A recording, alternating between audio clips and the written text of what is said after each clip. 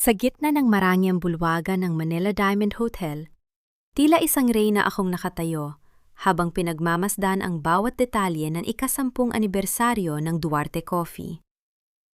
Ang amoy ng sariwang giniling na barako ay humahalimuyak sa hangin. Isang amoy na naging pundasyon ng aming yaman at ng aking pagsisikap.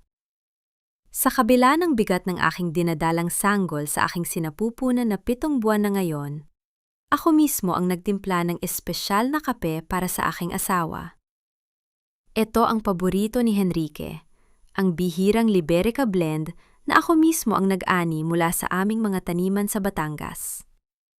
Maingat kong inilagay ang tasa sa isang silver tray, tinitiyak na ang bawat patak nito ay perpekto. Tulad ng pag-aakalang perpekto, ang buhay na binuo ko para sa kanya. Dahan-dahan akong naglakad patungo sa VIP lounge. Ang bawat hakbang ko ay sinasabayan ng marahang pag-indayog ng aking itim na gown na sadyang idinisenyo upang itago ang pagod sa aking mukha. Ngunit bago pa man ako makapasok, narinig ko ang isang pamilyar na tawa mula sa loob. Isang tawang malambing, ngunit may dalang lason. Huwag kang mag-alala, baby.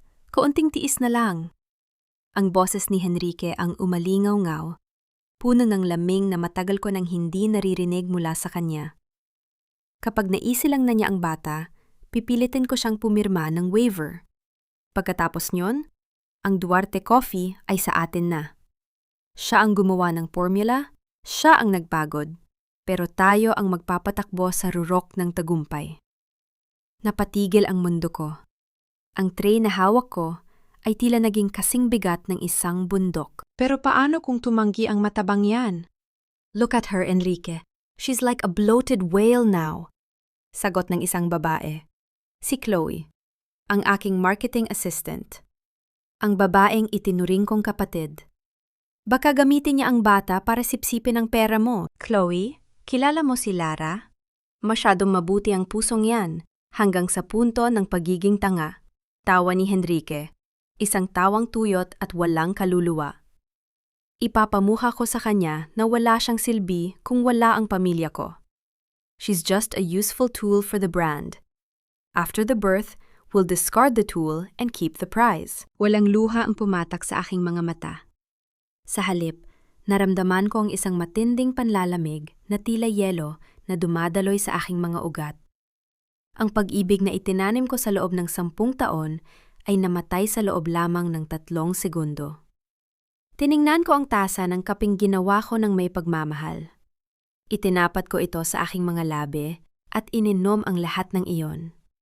Malamig, mapait, at kasing itim ng katotohanang kasalukuyang sumasampal sa akin. Bumukas ang pinto. Iniluwan nito si Enrique na may malawak na ngiti, ngunit agad yung napalitan ng pagkairita nang makita ako. Bakit ka ba nandyan? Ang dungis mo tignan, Lara. You look so tired and messy, sabi niya nang walang pag-aalinlangan habang inaayos ang kanyang mamahaling suit. Sabi ko sa'yo, umakyat ka na sa suite natin. Nakakahiya sa mga investor kung makikita ka nilang ganyan ang itsura. You are supposed to be the face of the company, not a reminder of how stressful pregnancy is. Ginitigan ko siya ng diretso sa kanyang mga mata. Walang kurap, walang emosyon. Ang katahimikan ko ay tila isang talim na unti-unting humihiwa sa hangin. Napansin ko ang isang maliit na bahid ng lipstick sa kanyang kuwelyo. Isang kulay na alam kong hindi akin. You're right, Henrique. Mahinahon kong sagot. Ang boses ko ay kasing lamig ng simoy ng hangin sa sementeryo. I am indeed very tired. Tired of everything. Bahagya siyang napaatras, tila naguluhan sa kakaibang katahimikan ko. Nilapitan ko siya at dahan-dahang inayos ang kanyang kurbata. Ramdam ko ang panghinginig ng kanyang hininga. Ano bang pinagsasabi mo? Masyado ka lang emotional dahil sa pagbubuntis mo. Don't be so dramatic. It's a big night for us. Bulyaw niya.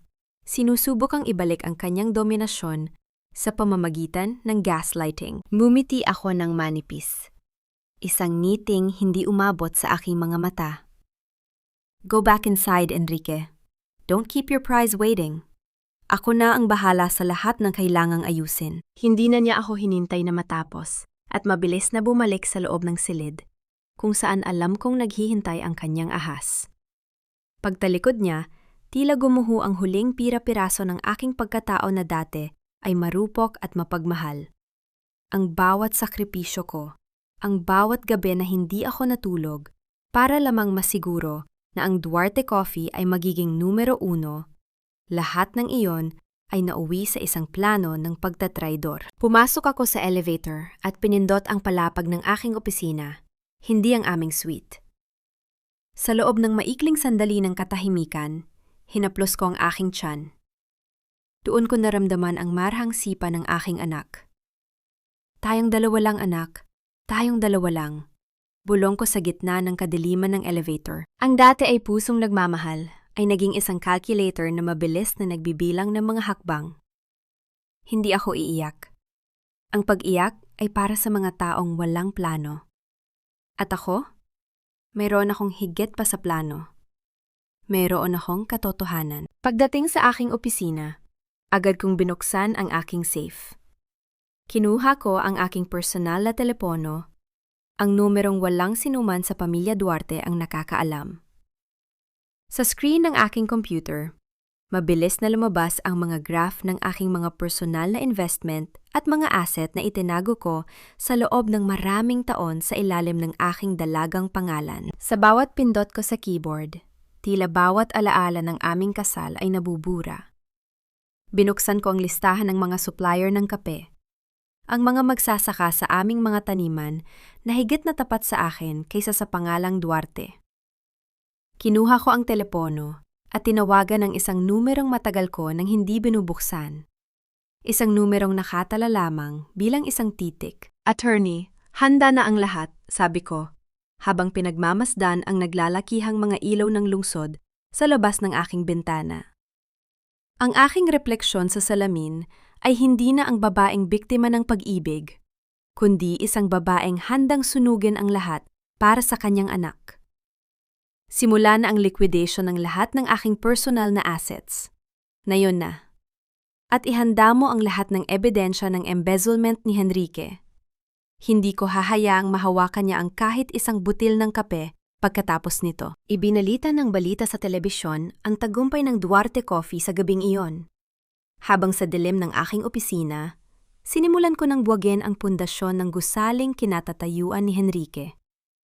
Sa bawat segundong lumilipas, ang laso ng kasinungalingan na itinali nila sa aking leeg ay dahan-dahang nagiging isang lubid na gagamitin ko upang hatakin sila pababa sa impyernong kanilang ginawa. Hindi pa man nakakaidlip ang aking diwa sa gitna ng malalim na gabi, narinig ko ang marahas na pagbukas ng pinto ng aking silid.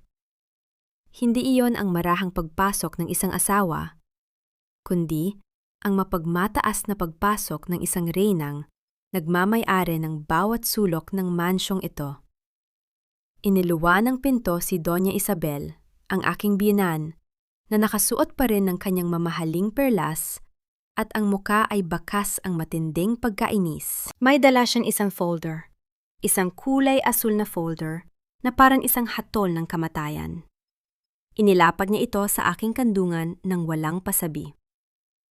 Lara, iha, huwag mo nang pahirapan ang sarili mo. Simula niya. Ang boses ay puno ng peking pag-aalala na hinaluan ng kanyang nakasanayang condescension. Ito ay para sa insurance ng magiging apo ko, isang educational fund at health protection. Kailangan lang ang pirma mo para maayos na ang lahat, bago ka pa man manganak. Kinuha ko ang folder.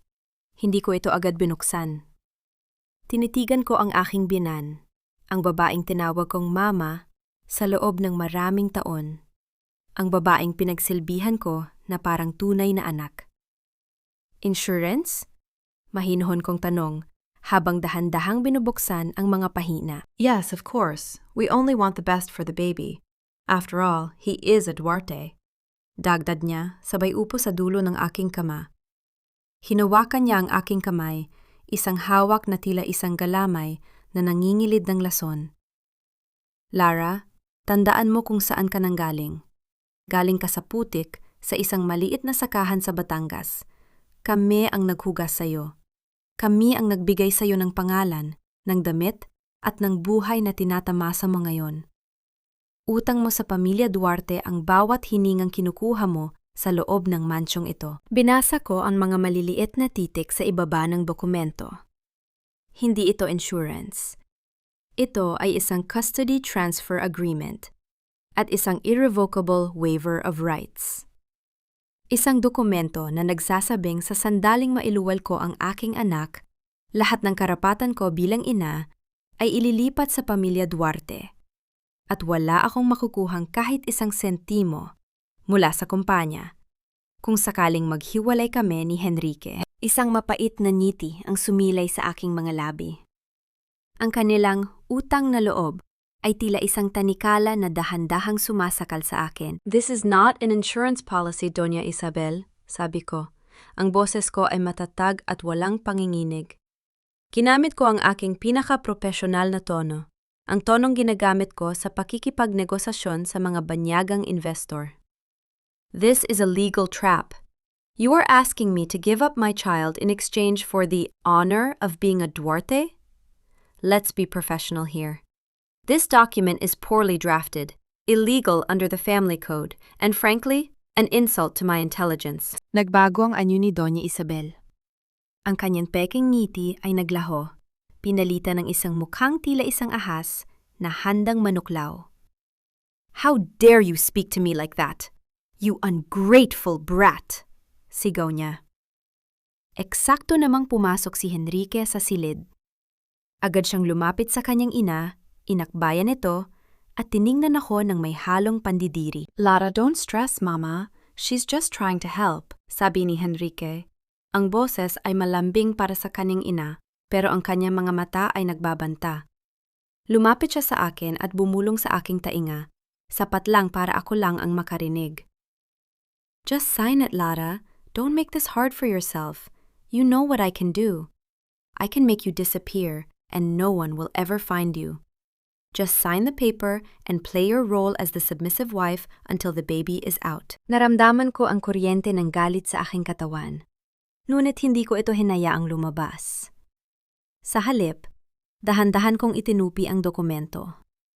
Ang tunog ng papel na natitiklop ay tila isang babala sa gitna ng katahimikan ng silid. "I will not sign this, Henrique. Not today, not ever," sabi ko, habang nakatingin ng diretso sa kanyang mga mata. "At tungkol sa utang na loob na sinasabi ninyo? Sa loob ng 10 taon, pinataas ko ang profit ng Duarte Coffee ng 500%. Ako ang bumuo ng mga formula.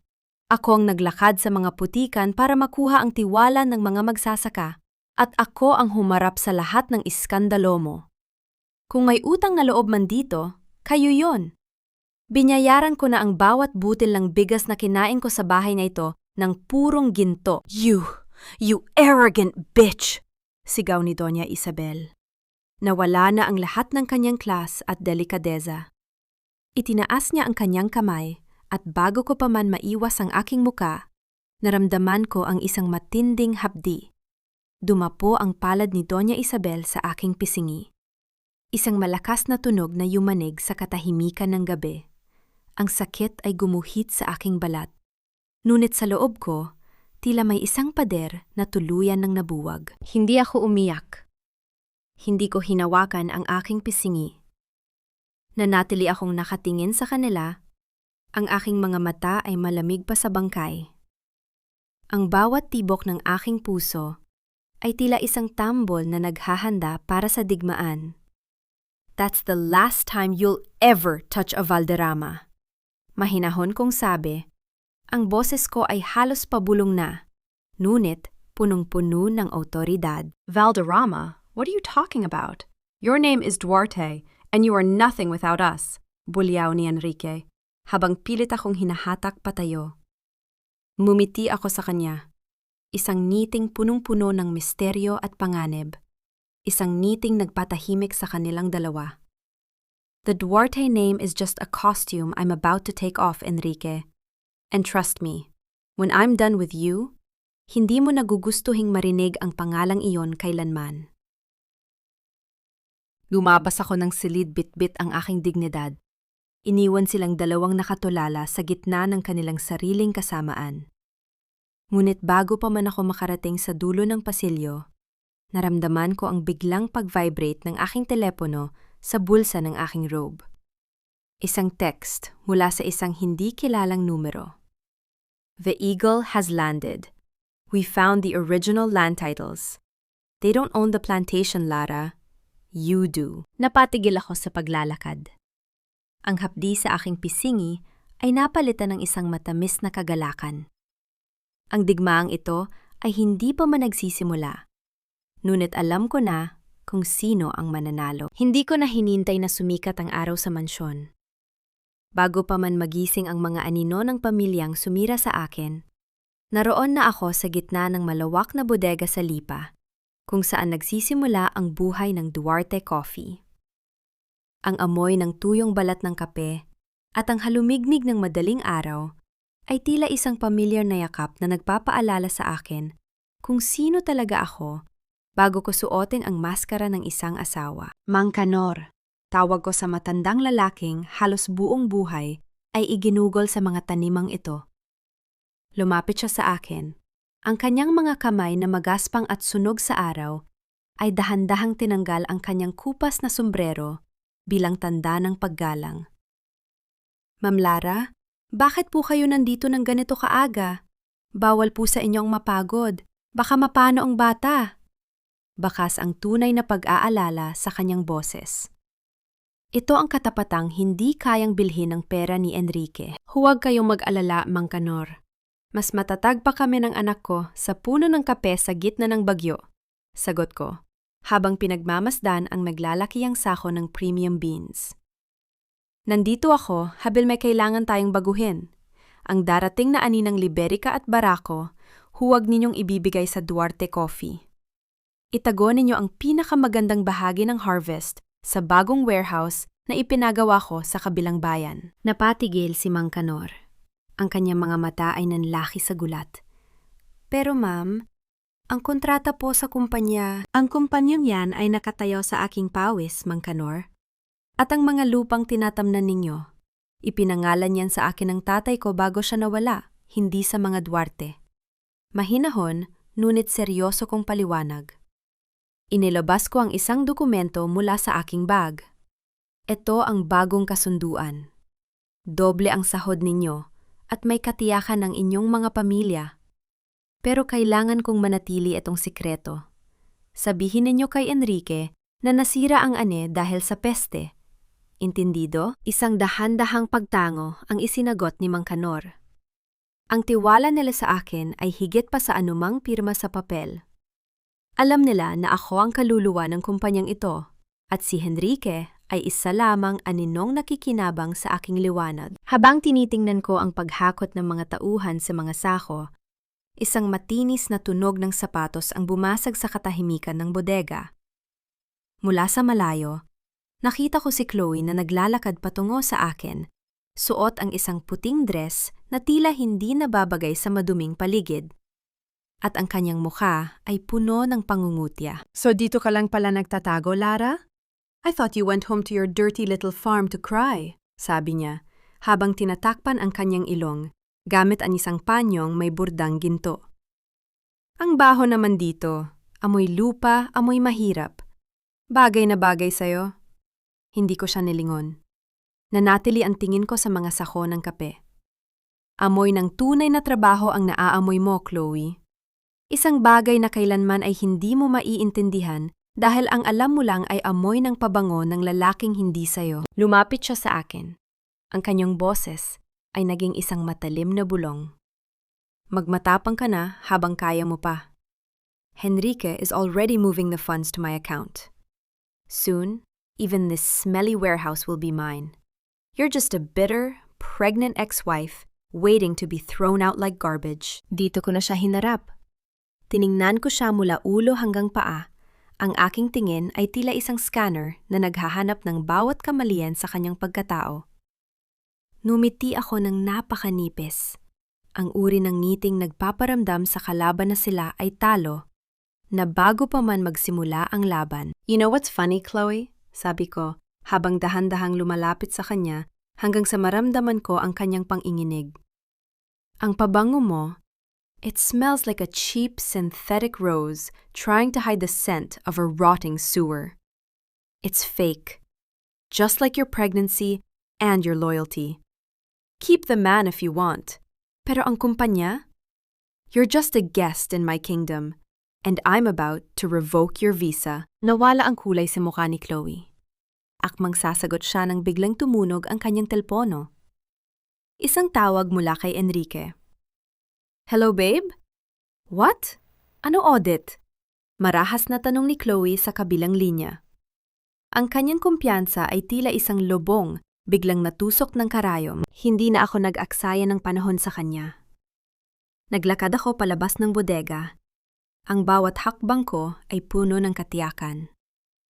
Alam kong sa mga sandaling ito, natatanggap na ni Enrique ang abiso ng isang biglaang audit mula sa isang anonymous shareholder na walang iba kundi ako, gamit ang isang dummy corporation sa Singapore. Habang pasakay ako sa aking sasakyan, naramdaman ko ang isang kakaibang ginhawa. Ang lason na ipinakain nila sa akin sa loob ng 10 taon ay dahan-dahan ko nang isinusuka pabalik sa kanila. Ngunit sa gitna ng aking tagumpay, isang itim na sasakyan ang nakatigil sa labas ng gate ng bodega. Isang lalaking nakasuot ng suit ang lumabas at tumingin sa akin. Hindi siya tauhan ni Enrique. Ang kanyang tindig ay puno ng kapangyarihan at ang kanyang mga mata ay tila pamilyar. Bagaman na yon ko lang siya nakita. Sino siya? At bakit tila sinusundan niya ang bawat galaw ko? Binuksan ko ang makina ng sasakyan at mabilis na pinaandar ito, iniwan ang bodega at ang misteryosong lalaki sa likuran. Ang laro ay nagsisimula pa lamang at sa pagkakataong ito, ako na ang may hawak ng alas. Ang tunog ng paglock ng pinto mula sa labas ay tila isang hatol ng kamatayan para sa isang karaniwang babae. Ngunit para sa akin, ang bawat pag-ikot ng susi ay hudyat lamang ng simula ng aking mas malalim na paghihigante. Ikinulong ako ni Enrique sa sarili kong silid, iniisip na sa pamamagitan ng pag-isolate sa akin ay mapipilitan akong lumuhod at pumirma sa kanyang mga dokumento. Hindi niya alam, ang 4 na sulok ng silid na ito ay naging sentro ng aking operasyon. Naupo ako sa harap ng aking laptop. Ang liwanag ng screen ay nagbibigay ng kakaibang kinang sa aking mukha sa gitna ng dilim. Biglang nag-vibrate ang aking personal na telepono. Isang video message mula kay Chloe. Sa video, makikita silang dalawa ni Enrique sa isang maranyang suite, nagtatawanan habang may hawak na baso ng alak. Look at this, Laura! Bulong ni Chloe sa video. Ang kanyang boses ay puno ng panggigipit. Habang ikaw ay nagmumukhang basahan sa loob ng kwarto, ang asawa mo ay nasa piling ng isang totoong babae. Just sign the papers, dear. Don't be a martyr. Wala ka nang babalikan dito. Pinanood ko ang video ng may clinical na lamig. Walang kirot sa aking dibdib. Tanging pandidiri lamang. Kinuha ko ang pagkakataong yon upang isave ang metadata ng video, ang GPS location at ang timestamp. Karagdagang ebidensya para sa aking abogado. Enrique, akala mo ba ay ikaw ang nagpapatakbo ng kumpanya? Bulong ko habang mabilis na tumatakbo ang aking mga daliri sa keyboard. Bilang Chief Operating Officer at ang utak sa likod ng bawat timpla ng Duarte Coffee, ako ang may hawak ng master access sa lahat ng kumpanya. Sa loob ng 10 taon, binuo ko ang isang system na tanging ako lang ang nakakaalam ng password. Ngayon, sa isang dahan-dahang pagpindot ng enter, sinimulan ko ang paglilipat ng lahat ng intellectual property, ang mga lihim na formula ng kape na nagpayaman sa kanila, patungo sa aking pribadong cloud drive. Pagkatapos, sinimulan ko ang wipe command sa main server ng kumpanya. Sa loob ng ilang minuto, ang Duarte Coffee ay magiging isang kumpanyang walang kaluluwa. Isang pangalan na walang produkto. Bigla akong napaaray at napahawak sa aking tiyan. Isang matinding paninigas. Ang Braxton Hicks ay tila nagpapaalala sa akin na ang aking anak ay nakikiramay sa tensyon ng gabi. Huminga ako ng malalim, pilit na pinapakalma ang aking sarili. Hindi ako pwedeng magpadala sa sakit. Kaunti na lang, anak. Malapit na tayong maging malaya. Bulong ko habang pinapahid ang pawis sa aking noo. Tumayo ako at lumapit sa aking jewelry box. Sa ilalim ng mga mamahaling alahas na ibinigay ni Henrique, mga alahas na alam kong pambayad sa lalamang sa kanyang mga kasalanan, ay may isang lumang litrato. Isang larawan ng aking ina, kasama ang isang lalaking may matikas na tindig, ngunit pununit ang bahagi ng mukha nito. Ito ang tanging alaala na iniwan sa akin ni nanay bago siya pumanaw. Ang misteryo ng aking pagkatao na matagal kong isinantabi para sa pamilya Duarte. Uli akong narinig ng yabag sa labas. Mabilis ang paglakad, punong-puno ng galit. Ang tunog ng pagbalandra ng pinto sa dingding ay yumanig sa buong silid. Iniluwa ng pinto si Henrique. Ang kanyang mukha ay mapula at ang kanyang mga mata ay nanlilisik sa galit. Hawak niya ang kanyang tablet, na tila basag na ang screen sa higpit ng kanyang hawak. Lara! What the hell did you do? Sigaw niya. Ang kanyang boses ay pumapaus sa galit. The server is down. The R&D files are missing. Ang lahat ng formula ng kape ay hindi mabuksan. Ano ang ginawa mo sa system? Nanatili akong nakaupo.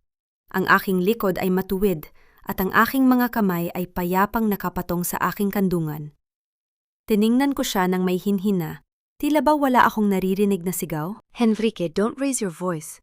Masyadong maingay para sa bata. Mahinahon kong sagot. Ang boses ko ay kasing talim ng isang bagong hasang kutsilyo. Sabi mo, ako ay isang tool lang, di ba? Isang gamit na pwede mong itapon pagkatapos mong pakinabangan. Well, tinanggal ko lang ang baterya. Bakit ka nagagalit? Isang hamak na tulang naman ako. Siguradong kaya mong ayusin ang kumpanya mo ng mag-isa. Ayusin mo iyan ngayon din. I have a meeting with the international exporters tomorrow. Kung hindi babalik ang mga formula na yan, mawawala ang kontrata natin. Susugod sana siya sa akin, ngunit napatigil siya nang makita ang lamig sa aking mga mata. That's the point, Henrique. It's not our contract anymore. It's mine. Dahil ang lahat ng formulang yan ay nakapangalan sa akin bago pa tayo ikasal. Numiti ako, isang ngiting punong-puno ng kislap ng tagumpay. Kung gusto mo ang access, pirmahan mo ang annulment papers na ibibigay ng abogado ko bukas. At ibigay mo sa akin ang buong kustodya ng anak ko. You're insane! You think you can blackmail me? Akmang itataas niya ang kanyang kamay upang saktan ako. Ngunit mabilis kong kinuha ang aking telpono at itinaas ito. Subukan mo, Henrique. Naka-livestream ang bawat galaw mo sa 3 magkakaibang server. Isang dapo ng kamay mo sa akin, bukas ay huling araw mo na bilang CEO. Gusto mo bang makita ng buong Pilipinas kung paano mo tratuhin ang buntis mong asawa? Napatigil siya. Ang kanyang hininga ay naging mabigat, tila isang hayop na nakulong sa sarili nitong hawla. Ang katahimikan sa pagitan namin ay punong-puno ng kuryente. Sa gitna ng tensyon, biglang tumunog ang intercom ng mansyon. Isang boses ng gwardiya ang bumasag sa eksena. Sir Enrique, may mga pulis po sa labas. May dala silang court order para sa isang search and seizure dahil sa hinalang financial fraud. Nanlaki ang mga mata ni Enrique. Tumingin siya sa akin, punong-puno ng takot at pagtataka. Ako naman ay dahan-dahang tumayo, inayos ang aking damit at kinuha ang aking bag. Yan na ang sundo ko, Enrique. See you in court. Sabi ko habang naglalakad palabas ng silid, hindi man lang siya tinitingnan. Ang bawat kislap ng mga chandelier sa loob ng Grand Ballroom ay tila mga matatalim na diamanteng nakaturo sa akin. Ito ang taunang charity gala para sa Coffee Growers Foundation, isang gabing puno ng plastik, na ngiti at mga usapang kasing pait ng sunog na kape. Sa kabila ng kaguluhan sa kumpanya at ng isyu ng audit, pinili kong pumunta. Suot ang isang navy blue na silk gown na yumayakap sa aking 7 buwang tiyan. Pumasok ako sa bulwagan nang itaas ang noo. Hindi ako magtatago. Ang mga Duarte ang dapat mahiya, hindi ako. Ngunit tila may ibang plano ang tadhana. Sa gitna ng bulwagan, nakita ko si Henrique. At sa kanyang tabi, nakakapit sa kanyang braso na tila isang linta, ay si Chloe. Nakasuot ang ahas ng isang puting-puting dress. Tila ba nagpapanggap na isang inosenteng anghel?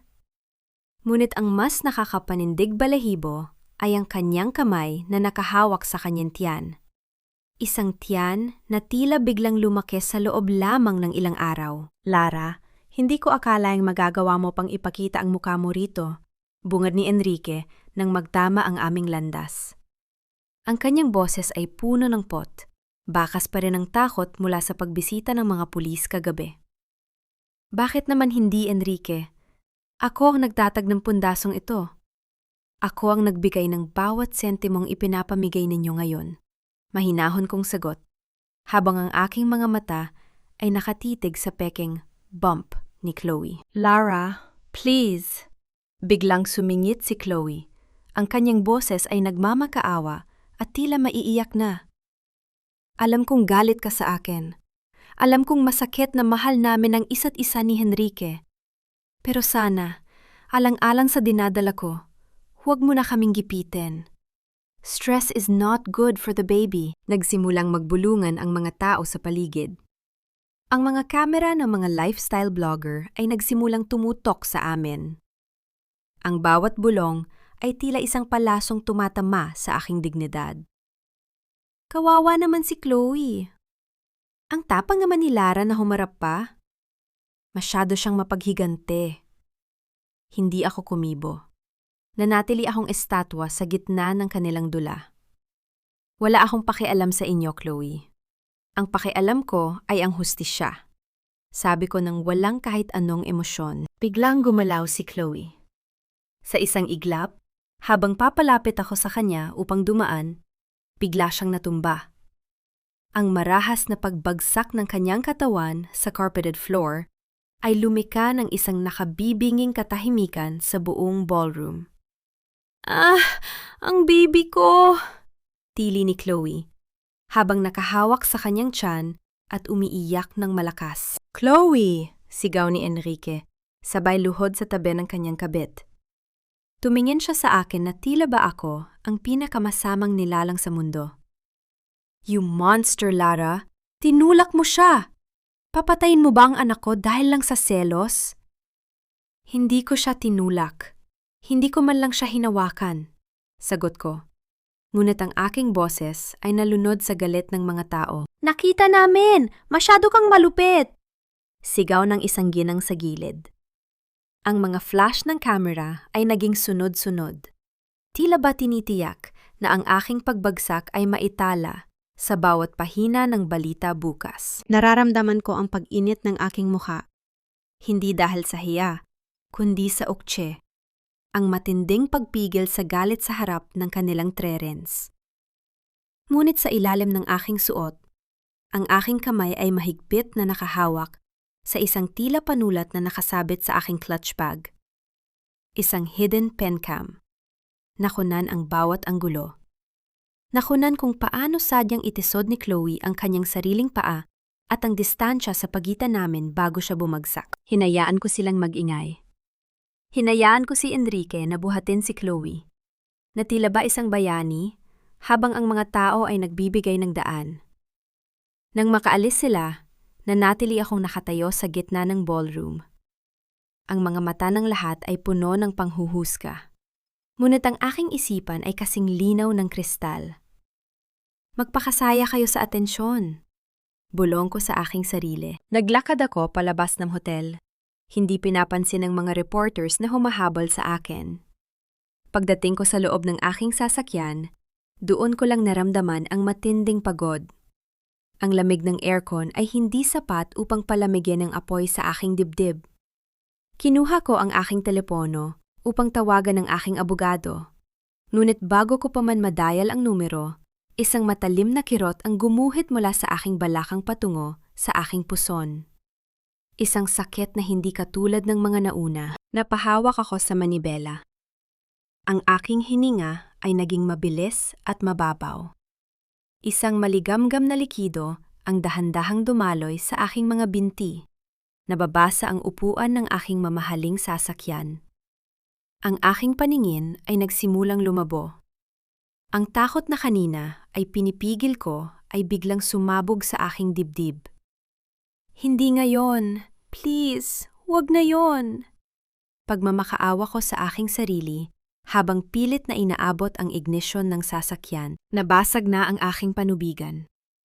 Mag-isa ako sa dilim ng parking lot. Pinapaligiran ng mga taong naniniwalang ako ay isang kriminal, habang ang aking anak ay nagpapasya ng lumabas sa gitna ng pinakamalaking unos ng aking buhay. Ang bawat kontraksyon ay tila isang malaking alon na humahampas sa aking katawan. Dinudurog ang aking balakang at binabali ang aking determinasyon. Ngunit sa bawat hapdi, sa bawat tagaktak ng pawis sa aking noo, habang nakahiga sa matigas na kama ng delivery room, isa lang ang nasa isip ko. Hindi ako susuko. Hindi sa mga hayop na yon. Nakarating ako sa ospital ng mag-isa. Pilit na minaneho ang sasakyan sa gitna ng malabong paningin. Hindi ko tinawagan si Enrique. Hindi ko tinawagan si Doña Isabel.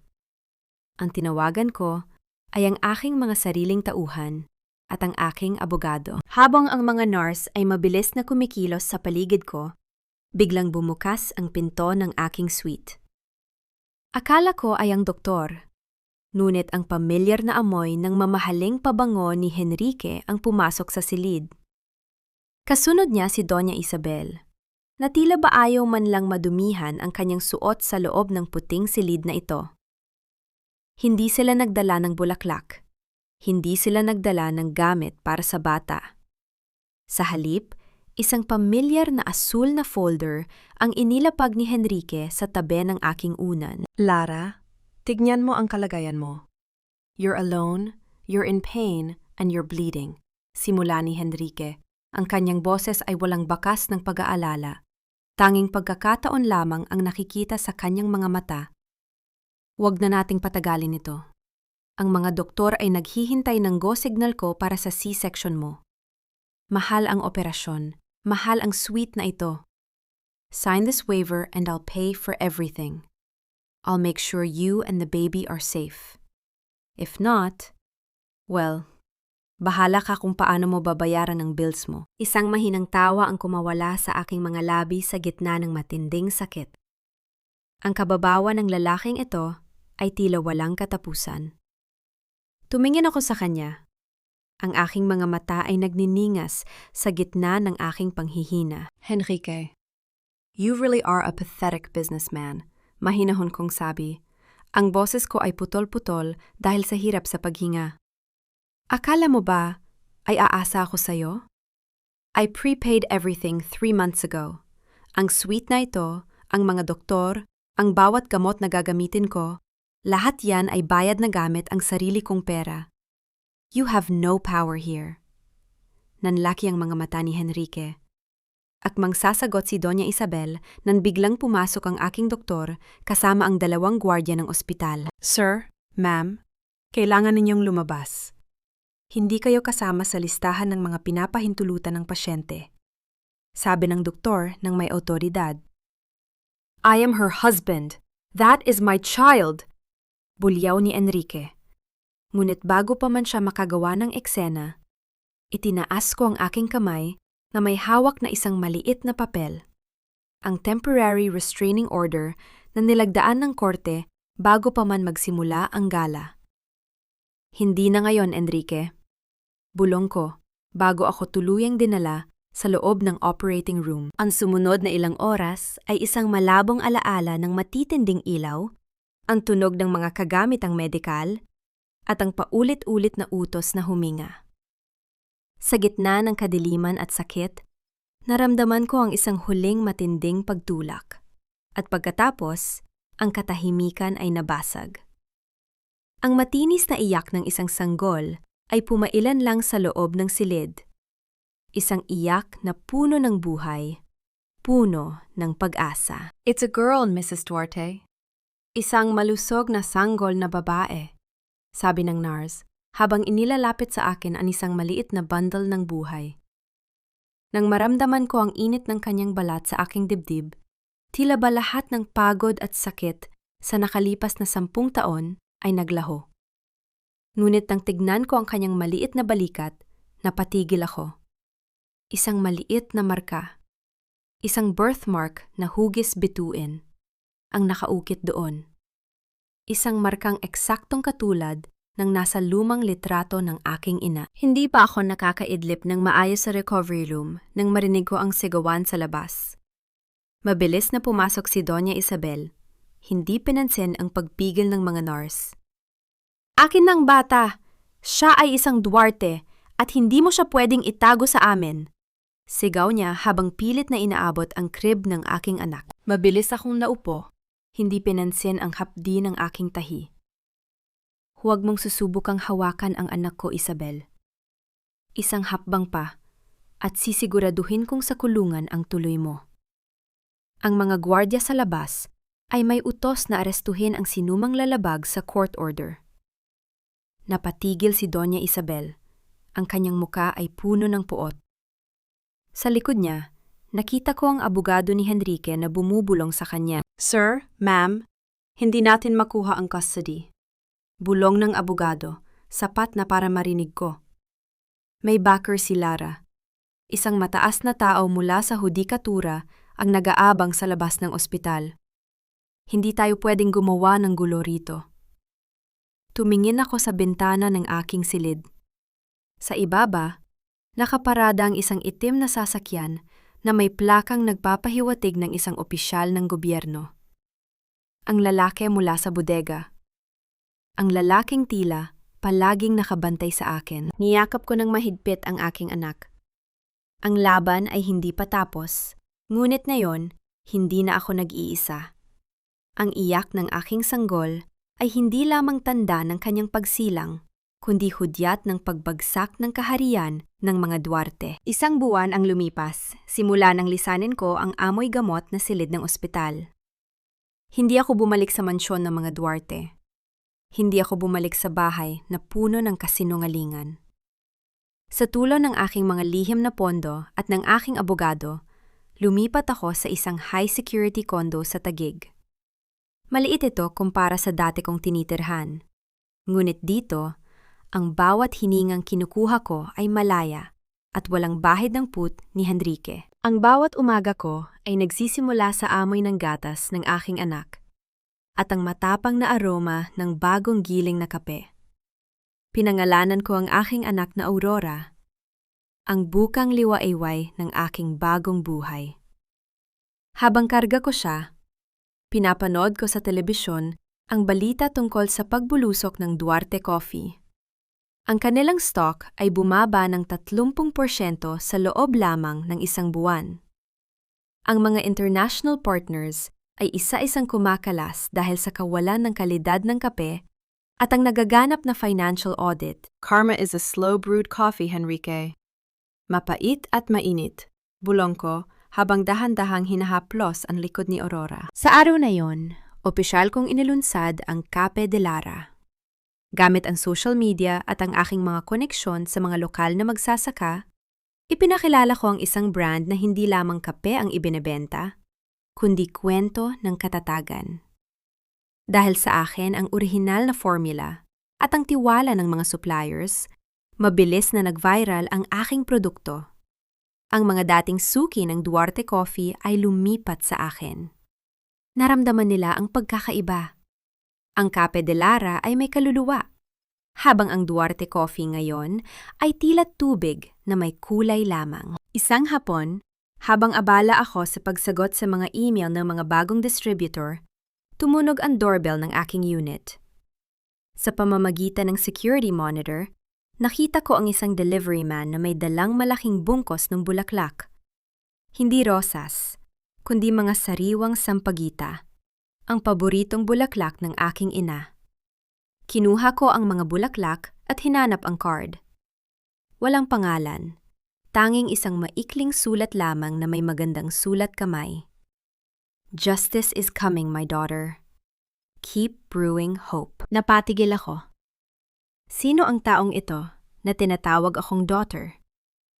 Sino ang taong nakakaalam ng paboritong bulaklak ni nanay?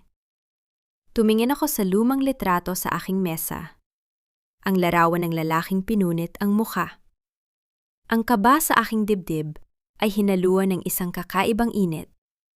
Ngunit ang katahimikan ng aking hapon ay binasag ng isang marahas na paggalampag sa aking pintuan.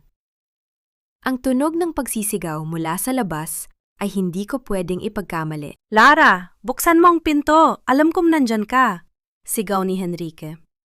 Ang boses niya ay tila isang sugatang hayop, desperado at puno ng galit.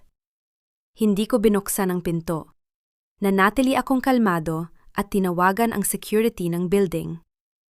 May intruder sa tapat ng unit ko. Pakikuha siya ngayon din. Sa monitor, nakita ko si Henrique na sinusubok ang sipain ng pinto. Ang kanyang suit ay lukot-lukot, ang kanyang mga mata ay malalim, at bakas sa kanyang mukha ang pagkatalo. Wala na ang mapagmataas na CEO. Ang kaharap ko ngayon ay isang lalaking nawawala na ng lahat. Lara, please! Pinatigil mo ang supply ng mga beans. Ang mga magsasaka, ayaw kaming kausapin. Sinasabotahe mo ang kumpanya ko. Bulyaw niya habang hinahawakan ng 4 na security guards ang kanyang mga braso upang ilayo siya sa aking pintuan. Hindi ko sinasabotahe ang kumpanya mo, Enrique. Sabi ko sa pamamagitan ng intercom. Ang boses ko ay kasing lamig ng yelo. Ipinapakita ko lang sa iyo ang totoong halaga ko. Ang Duarte Coffee ay itinayo sa aking talino. Ngayong wala na ako, ang natitira na lang sa iyo ay ang iyong pangalan na unti-unti na ring nadudungisan. Hinding-hindi kita mapapatawad. Kukunin ko ang bata. Sisiguraduhin kong maghirap ka. Huling sigaw niya bago siya tuluyang kinaladkad ng mga guards patungo sa elevator. Nang mawala ang ingay, muling bumalik ang katahimikan sa aking kondo. Tiningnan ko si Aurora na mahimbing na natutulog. Tila hindi na apektuhan ng gulo sa labas. Kinuha ko ang card mula sa misteryosong benefactor at tinitigan itong muli. Bukas ang unang araw ng pagdinig sa korte para sa aming divorce at custody battle. Alam kong gagawin ni Henrique ang lahat ng kadumihan upang manalo. Ngunit meron akong nararamdaman. Isang malakas na puwersang hindi ko pa nakikita ang mukha. Ngunit, handang sumalo sa akin sa oras ng aking pagbagsak. Ang amoy ng sampagita ay humalimuyak sa buong silid. Tila isang pangako ng hustisyang matagal nang inaasam. Ang malamig na hangin sa loob ng courtroom, 402 ay tila nanunuot sa aking balat. Ngunit ang suot kong charcoal gray na power suit ay nagsisilbing aking balute. Wala na ang malungkot at buntis na babaeng binaliwala nila sa loob ng 10 taon. Ang nakatayo ngayon sa harap ng hukuman ay si Lara Duarte, isang babaeng binawi ang kanyang kapangyarihan mula sa mga taong nagtangkang magnakaw nito. Sa kabilang panig ng silid, nakaupo si Henrique, kasama ang kanyang batikang abogado na si Attorney Santos. Katabi nila si Chloe, na kahit sa loob ng korte ay nagagawa pa ring magsuot ng damit na labisang ikli. Tila ba naghahanap pa rin ng atensyon sa gitna ng seryosong usapin? Nang magtama ang aming mga mata, pinigyan ako ni Henrique ng isang nakakainsultong ngiti. Isang ngiting nagsasabing, hawak niya ang buong sistema. All rise. The Honorable Judge Alejandro Valderrama presiding. Ang boses ng court stenographer ay umalingaw-ngaw sa buong silid. Pumasok ang isang lalaking may uban na ang buhok, ngunit may matikas na tindig. Ang kanyang mga mata ay matalas at puno ng otoridad. Ang uri ng mga mata na tila kayang basahin ang bawat kasinungalingan sa loob ng silid. Ito si Judge Valderrama, ang tinaguriang Iron Judge ng hudikatura. Bago pa man siya maupo, naramdaman ko ang kanyang paningin na dumaan sa akin. Sandali siyang napatigil nang makita ang kwintas na nakasabit sa aking leeg. Isang gintong locket na may disenyo ng dahon ng kape, ang tanghing pamana ng aking ina.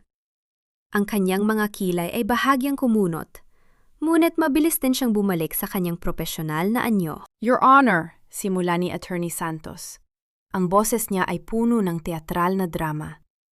Nandito tayo para sa petisyon ng aking kliyente, si Mr. Enrique Duarte, para sa annulment at full custody ng kanilang anak. Nais naming patunayan na si Mrs. Lara Duarte ay isang unfit mother. Siya ay may unstable mental condition, mapaghigante, at sadyang sinabotahe ang kumpanya ng asawa niya upang magkaroon ng sariling interes. She abandoned the marital home while pregnant, showing a clear lack of maternal instinct. Narinig ko ang mahinang bulungan ng mga tao sa gallery. Tiningnan ko si Henrique. Ang kanyang mukha ay puno ng pagkukunyari. Tila ba siya ang biktima sa kwentong ito? Ngunit nanatili akong tahimik. Hindi ko hinayaang makita nila ang kahit anong emosyon sa aking mukha. Ang bawat salita ni Santos ay tila isang balang tumatama sa pader ng aking pagtitimpi. Attorney Santos, do you have medical evidence for these claims? Tanong ni Judge Valderrama. Ang boses niya ay malalim at nakakatakot. We have testimony from the family's private staff, Your Honor. At mayroon din kaming ebidensya ng kanyang sadyang pagdelete ng mga mahahalagang kumpanya files. Sagot ng abogado ni Henrique. Tumayo ang aking abogado, si Attorney Cruz. Isang babaeng kasing talas ng kidlat ang isip. Your Honor, my client is not here to defend against baseless character assassination. We are here to present facts. We have the forensic audit of Duarte Coffee showing the diversion of funds to Miss Chloe's personal accounts. Funds that were supposed to be the conjugal property of the spouses. Sa pagkakataong yon, nakita ko ang bahagyang panginginig ng kamay ni Henrique sa ibabaw ng mesa. Ang kanyang kumpiyansa ay dahan-dahang nagigiba. I have heard enough for today's introductory remarks, sabi ni Judge Valderrama. Ngunit muli niyang tinitigan ang aking locket. Ang kanyang mga mata ay may halong lungkot at pagtataka na hindi ko maipaliwanag. We will proceed with the testimony of the witnesses. Call the first witness for the petitioner. Tumayo si Chloe. Ang kanyang mga mata ay pilit na pinatutulo ang luha bago pa man siya makaupo sa witness stand. Ang kanyang pag-arte ay tila isang eksena sa isang masamang teleserye. Ngunit alam kong ang mga ganitong dula ang madalas na nakakalinlang sa mga hindi sanay. I was scared for my life, Your Honor, simula ni Chloe, habang nakatingin sa akin nang may halong put sa ilalim ng kanyang mga pekeng luha. Laura pushed me during a public event. She wanted to kill me and my baby. She's a dangerous woman who uses her position to bully others. Tumingin ako kay Henrique. Binigyan niya ako ng isang mapang-asar na kindat. Akala nila ay tapos na ako. Akala nila ay ang mga luha ni Chloe ang magiging huling hatol sa aking pagkatao. Dahan-dahan akong sumandal sa aking upuan. Hindi ko sila bibigyan ng sigaw. Hindi ko sila bibigyan ng galit. Sa halip, kinuha ko ang aking tablet at may pinindot na isang file. Sa gitna ng katahimikan, tumayo si Attorney Cruz. Your Honor, bago magpatuloy si Miss Chloe sa kanyang kwento, nais naming ipakita ang isang video footage na hindi pa nakikita ng publiko. Isang anggulo na hindi nakuna ng mga media cameras noong gabing iyon. Nakita ko ang biglang pagputla ng mukha ni Chloe. Ang kanyang mga luha ay biglang natuyo, pinalitan ng isang matinding takot. The court will allow it, sabi ni Judge Valderrama. Ang kanyang paningin ay nananatiling nakapako sa screen. Ang bawat segundo ng video ay tila isang hatol na dahan-dahang bumabagsak sa leeg ng aking mga kaaway. Ang aming laban ay nagsisimula pa lamang, at ang katotohanan ay tila isang malakas na agos na handang lumunod sa bawat isa sa kanila. Ang bawat mata sa loobing silid ay nakatutok sa malaking monitor sa gitna ng korte. Ang katahimikan ay tila isang mabigat na kumot na bumabalot sa lahat. Pinanood ko ang sarili ko sa screen. Ang aking likod na nakatalikod, ang marahan kong paglalakad, at si Chloe na papalapit sa akin. Ngunit sa anggulong mula sa aking hidden pen cam, malinaw na makikita ang bawat galaw ng kanyang mga paa. Walang tulak na nangyari. Sa halip, kitang-kita ang sadyang pag-ipit ni Chloe ng kanyang sariling takong sa carpet, at ang pagpapatumba niya sa kanyang sarili habang malayo pa ang aking kamay sa kanya. Isang malakas na bulungan ang sumabog sa loob ng gallery.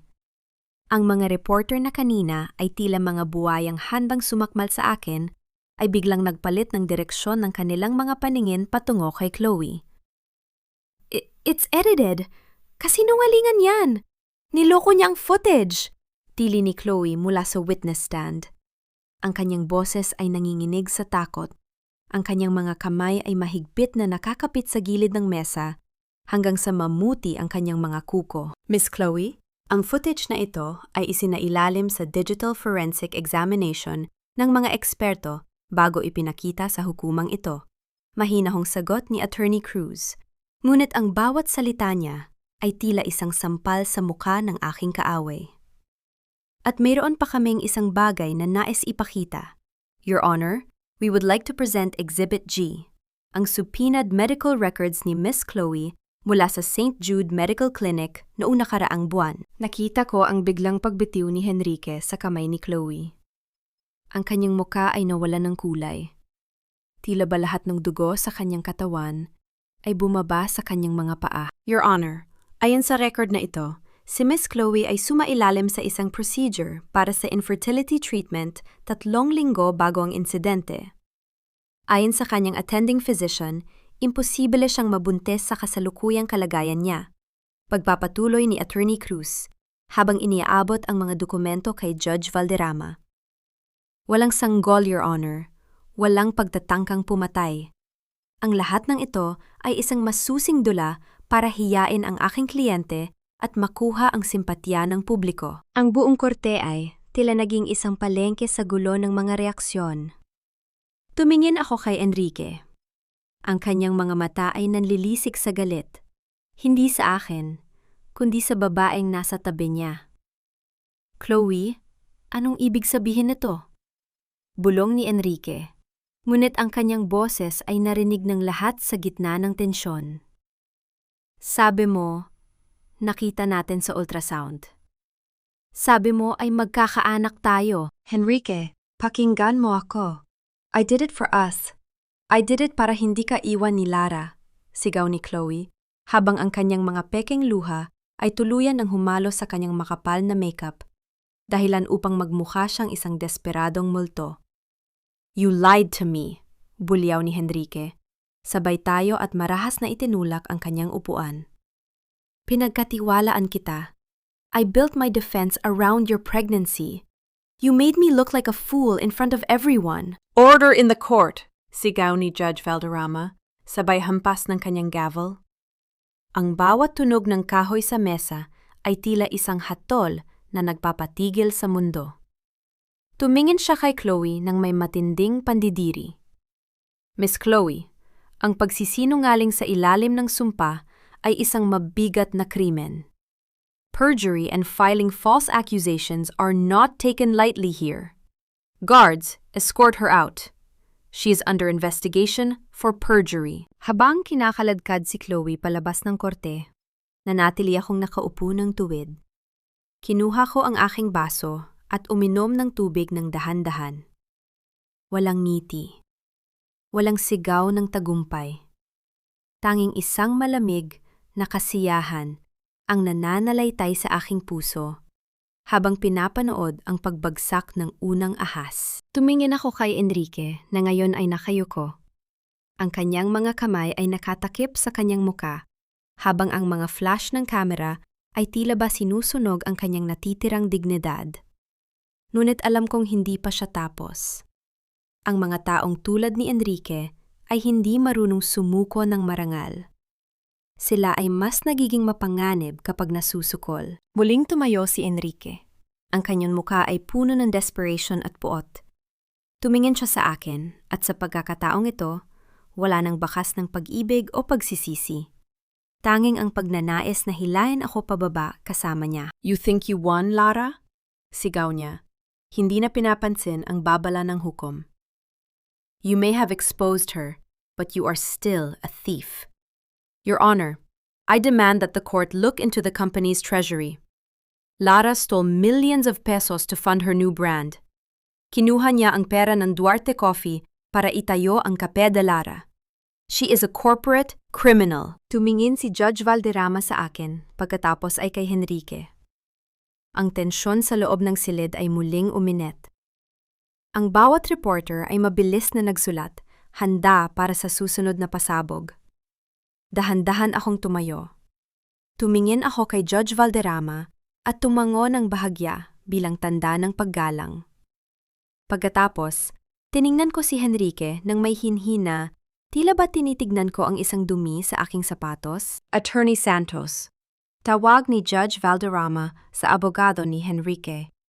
Do you have proof for this new allegation? O ito ba ay isa na namang dula? Meron kaming bank transfers, Your Honor, sigaw ni Henrique habang inilalabas ang mga papel mula sa kanyang briefcase. Ipakikita ko sa inyo kung paano niya ninakawan ang sarili niyang pamilya. Nanatili akong kalmado. Alam kong ito ang huling barahan niya.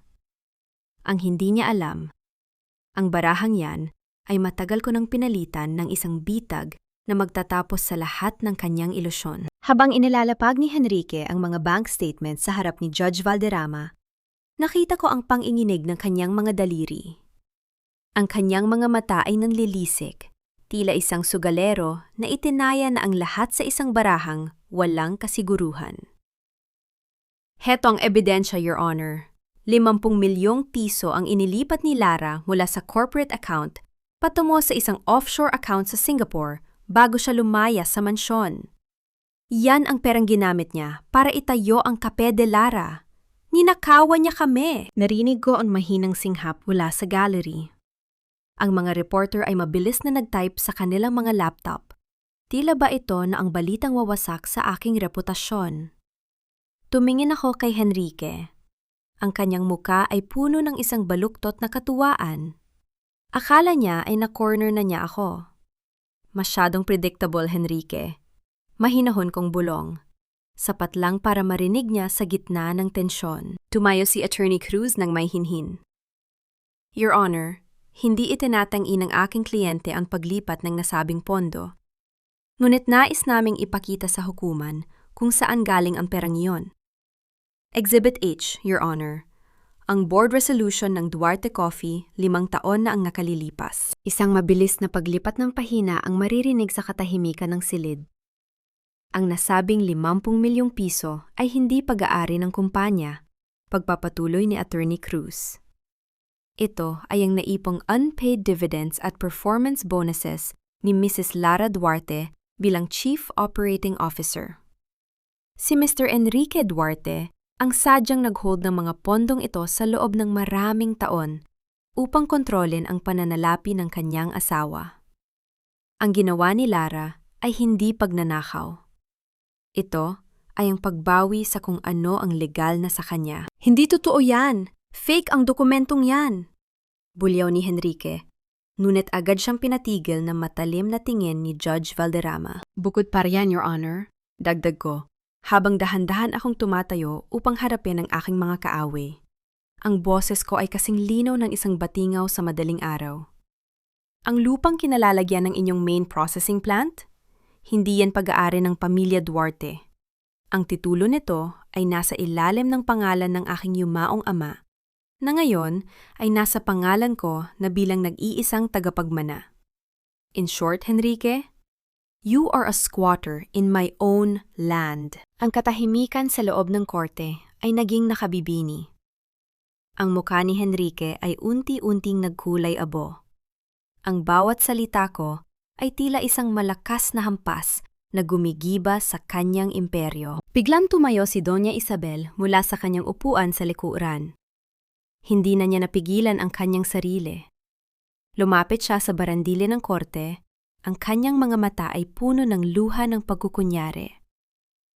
Lara, paano mo ito nagagawa sa amin?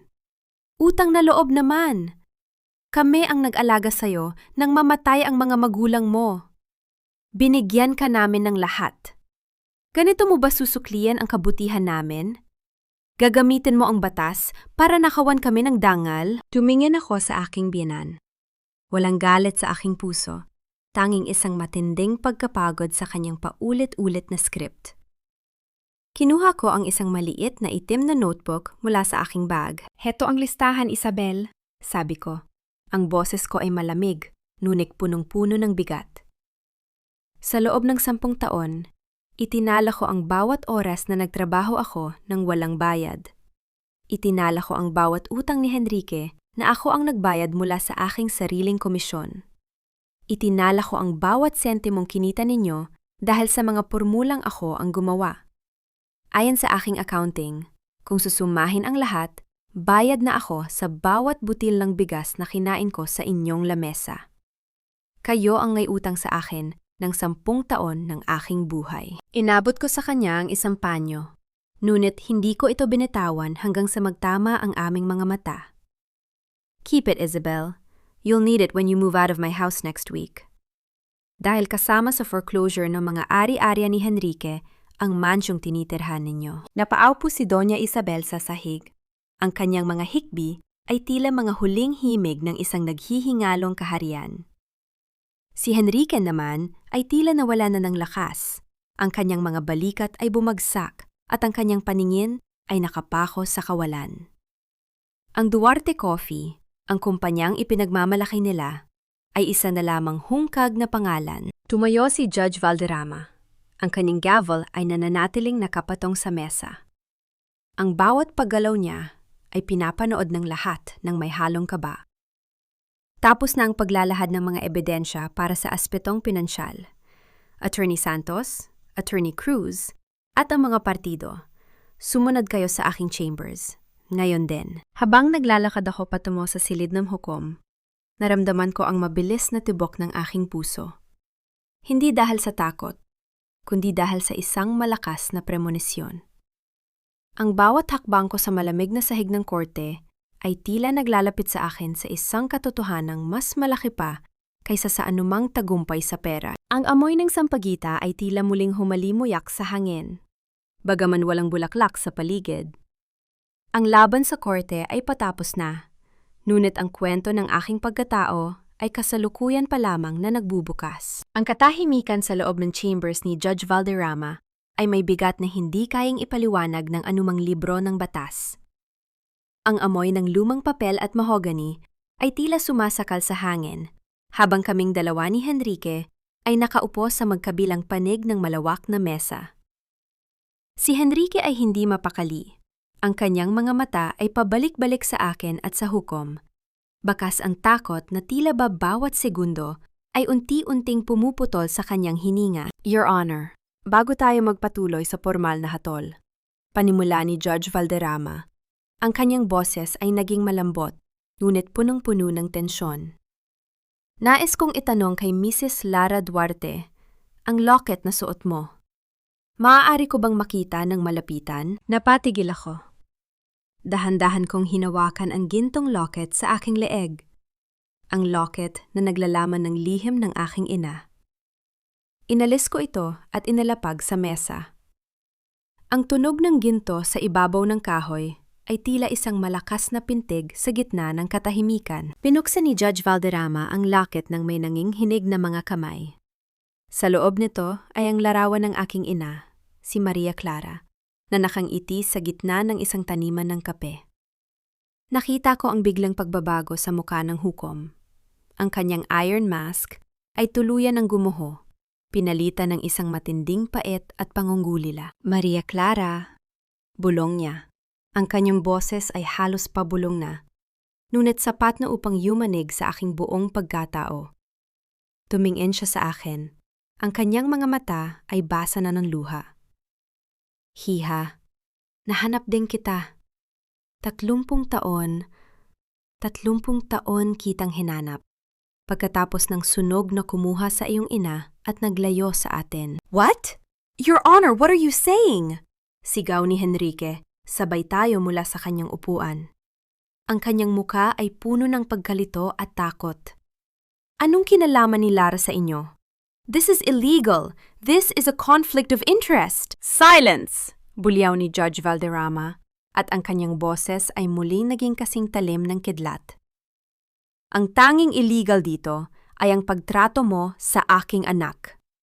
I am Alejandro Valderrama, ang lalaking pinagkakautangan ng pamilya Duarte ng lahat ng inyong kapangyarihan sa gobyerno. At ngayon, napagtanto ko na ang babaeng binaliwala ninyo. Ang babaeng tinawag ninyong galing sa putik ay ang tanging tagapagmana ng pamilya Valderrama. Naramdaman ko ang pag-ikot ng mundo. Ang lahat ng hirap, ang lahat ng pangumutya ni na Doña Isabel na ako ay isang ulilang walang pinagmulan. Lahat ng iyon ay naglaho. Hindi ako galing sa putik. Ako ay anak ng isang agila. Your Honor, Papa? Pabulong kong sabi, ang salitang matagal ko nang hindi nabibikas ay tila isang lunas sa aking sugatang puso. Lumapit sa akin ang hukom at hinawakan ang aking mga kamay. Hindi mo kailangang matakot pa, Lara. Ang bawat luhang pumatak sa iyong mga mata sa kamay ng mga taong ito ay babayaran nila ng doble. Hindi lamang bilang isang hukom ang kaharap nila ngayon, kundi bilang isang ama na handang sunugin ang buong mundo para sa kanyang anak. Tumingin si Alejandro kay Henrique na ngayon ay tila isang basang sisiw, nakaluhod sa sahig habang nanginginig ang buong katawan. Ang kumpanyang Duarte, ang kanilang pangalan, at ang kanilang yaman, ang lahat ng iyon ay nakasalalay sa isang pirma ng aking ama, Henrique Duarte. Sabi ni Judge Valderrama, ang kanyang boses ay kasing lamig ng semento. Akala mo ba ay panalo ka na dahil nakuha mo ang simpatya ng media noong una? You touched the only person left in my world. Sisiguraduhin ko na ang bawat butil ng kape na hawak mo ay magiging abo. From this moment on, the Valderrama estate is withdrawing all legal and financial protections for the House of Duarte. You are done. Lara, please. Iha, pakiusapan mo ang tatay mo. Pagmamakaawa ni Enrique habang pilit na inaabot ang dulo ng aking damit. Asawa mo ako. Ama ako ng anak mo. Tinignan ko siya ng may hinhin. Dahan-dahan kong inalis ang aking damit mula sa kanyang maruming kamay. The man I married died the moment he plotted to steal my child, Henrique. Ang kaharap mo ngayon ay hindi na ang submissive na asawang maaari mong manipulahin. I am Lara Valderrama. At gaya ng sabi mo, I'm just a useful tool. Ngayon, gagamitin ko ang lahat ng resources ko para siguraduhin na wala nang matitira sa inyo, kundi ang pangalang kinasusuklaman ko na ngayon. Lumabas kami ng chambers, si Papa na nakaakbay sa akin, habang karga ko ang aking anak na si Aurora. Sa labas, ang mga reporter ay muling nagkagulo, ngunit sa pagkakataong ito, hindi sila humahabol para sa iskandalo. Humahabol sila para makita ang muling pagkakaisa ng pinakamakapangyarihang pamilya sa bansa. Habang naglalakad ako palayo, narinig ko ang marahas na pagbagsak ng katawan ni Henrique sa malamig na sahig ng korte. Ang kanyang imperyo ay gumuhuna at ang bawat piraso nito ay magsisilbing pataba sa bagong buhay na itatayo ko para sa aking anak. Ang mapait na lasa ng pagtatraidor ay tuluyan ng napalitan ng tamis ng katarungan. Ang bawat tibok ng orasan sa loob ng silid ng korte ay tila isang dahan-dahang pagpako sa kabaong ng pamilya Duarte. Ang huling araw ng paglilitis ay hindi na mukhang isang laban. Ito ay mukhang isang eksekusyon. Nakaupo ako sa aking silya. Hawak ang isang maliit na baso ng kape mula sa aking sariling brand habang pinagmamasdan ang bawat isa sa kanila na dahan-dahang kinakain ng kanilang sariling mga kasalanan. Pumasok ang aking ama, si Judge Alejandro Valderrama, sa huling pagkakataon bilang tagahatol sa kasong ito. Ngunit bago siya naupo, isang opisyal mula sa National Bureau of Investigation ang tumayo upang ibigay ang huling ulat. Ang lahat ng ebidensyang kinuha mula sa mga server na sadyang binuksan ko para sa kanila ay nagturo sa isang malawakang network ng tax evasion at money laundering na pinamunuan ni Henrique sa loob ng 5 taon. Sa harap ng mga ebidensyang hindi matututulan, simula ni Papa, ang kanyang boses ay umaalingaw-ngaw sa bawat sulok ng tahimik na silid. Ang hukumang ito ay naglalabas ng pinal na hatol. Henrique Duarte, guilty sa kasong corporate fraud, perjury at falsification of public documents. Ang iyong mga ari-arian, kabilang ang Duarte Coffee at ang inyong mansyon, ay kinukumpiska ng Estado upang bayaran ang mga utang at danyos sa mga biktima. Kabilang na ang orihinal na may-ari ng mga lupain, si Mrs. Lara Valderrama. Larinig ko ang isang mahinang kalabog. Si Enrique ay tuluyan ng bumagsak sa kanyang kinauupuan. Ang kanyang muka ay kasing puti ng papel. Ang kurbata niyang dati ay maayos na nakatali, ay ngayon ay maluwag at gusot. Tila ba isang bitay na dahan-dahang humihigpit sa kanyang leeg. As para kay Miss Chloe, pagpapatuloy ng hatol. Dahil sa sadyang paglilinlang sa korte at paggawa ng kwento ng pag-atake, siya ay hinahatulan ng 2 taon sa bilangguan ng walang piyansa. Nakita ko ang 2 pulis na lumapit kay Chloe. Ang kanyang mga tili ay walang saysay. Ang bawat sigaw niya ay tila isang desperadong himig ng isang taong huli na ang lahat. Tumingin ako sa kanya ng may malamig na hinhin habang kinakaladkad siya palabas. Wala akong naramdamang awa. Ang tanging naramdaman ko ay ang katahimikan ng isang gabi pagkatapos ng isang malakas na bagyo. Nang matapos ang session, dahan-dahan akong tumayo. Nilapitan ko si Enrique na ngayon ay nakaposas na.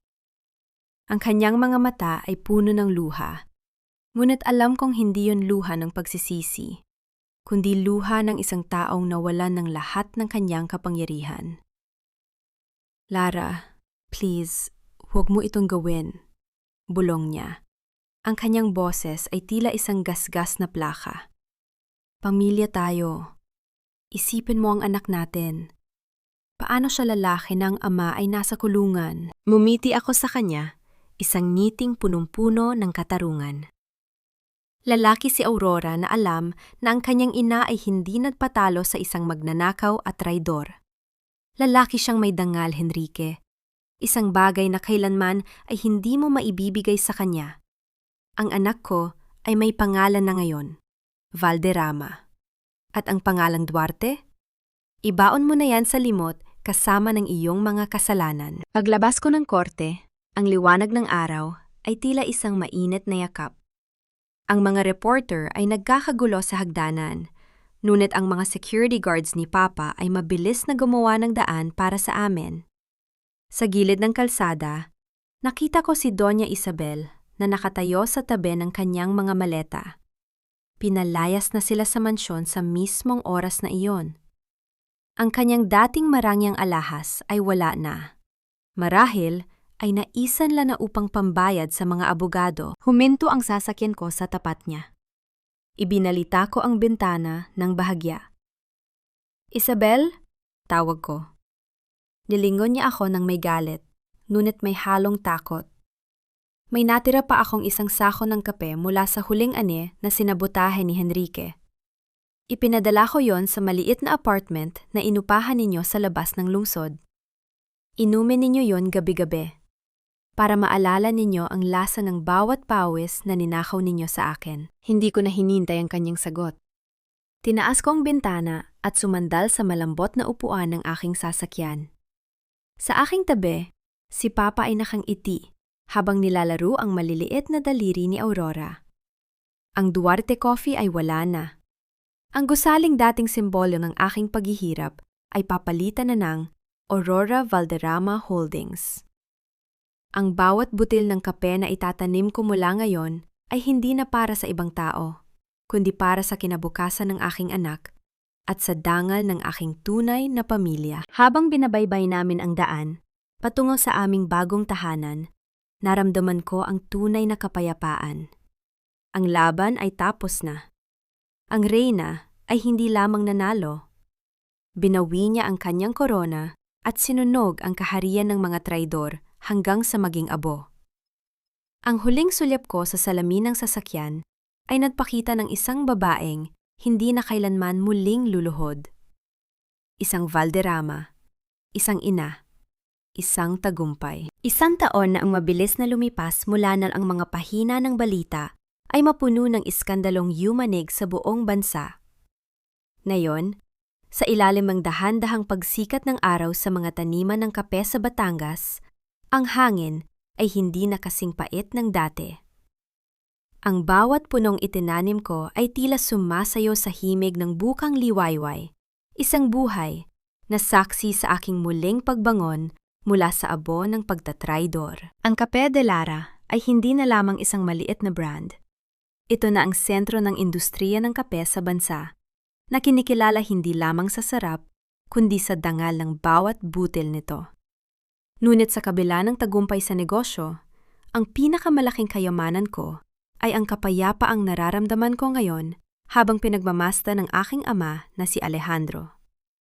Nakaupo siya sa isang mahabang bangko, karga ang maliit na si Aurora na ngayon ay nagsisimula ng bumigkas ng kanyang mga unang salita. Napakaganda ng umaga, Papa, sabi ko habang inilalapag ang isang tasa ng bagong timplang kape sa kanyang tabi.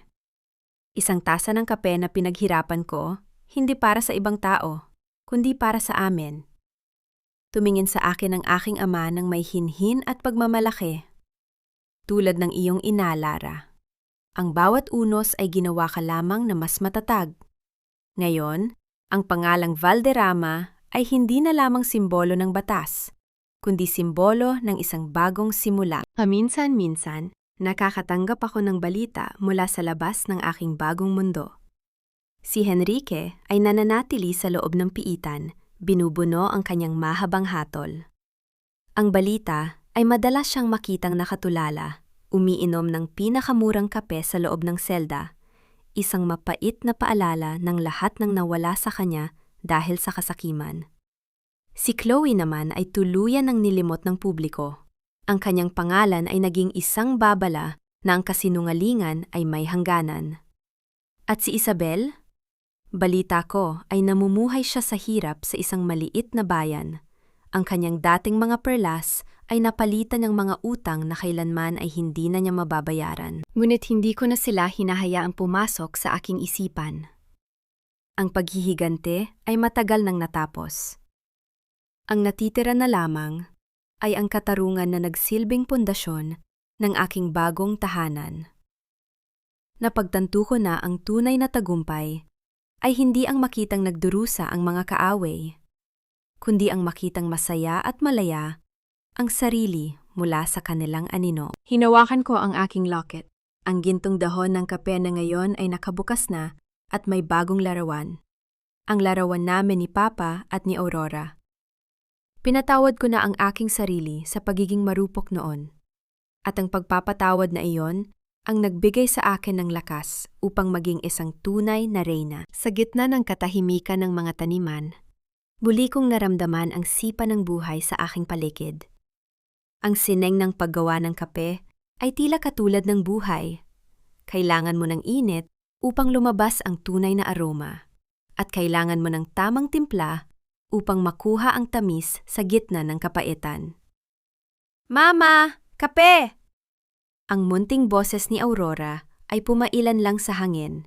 Nagbabalik sa akin sa kasalukuyan. Mumiti ako at niyakap ang aking anak. Ang aming kwento ay hindi natapos sa huling hatol ng hukuman. Ito ay nagsisimula pa lamang sa bawat umagang pipiliin kong bumangon ng may dangal. Ang bawat butil ng kape na aking aanihin ay magiging simbolo ng isang babaeng nagmahal, nasaktan, ngunit higit sa lahat, ay nagtagumpay sa sarili niyang mga paa. Ang bukang liwayway ay tuluyan ng sumikat, tinatanggal ang bawat anino ng nakaraan. Ako si Lara Valderrama, at ito ang aking matamis na tagumpay.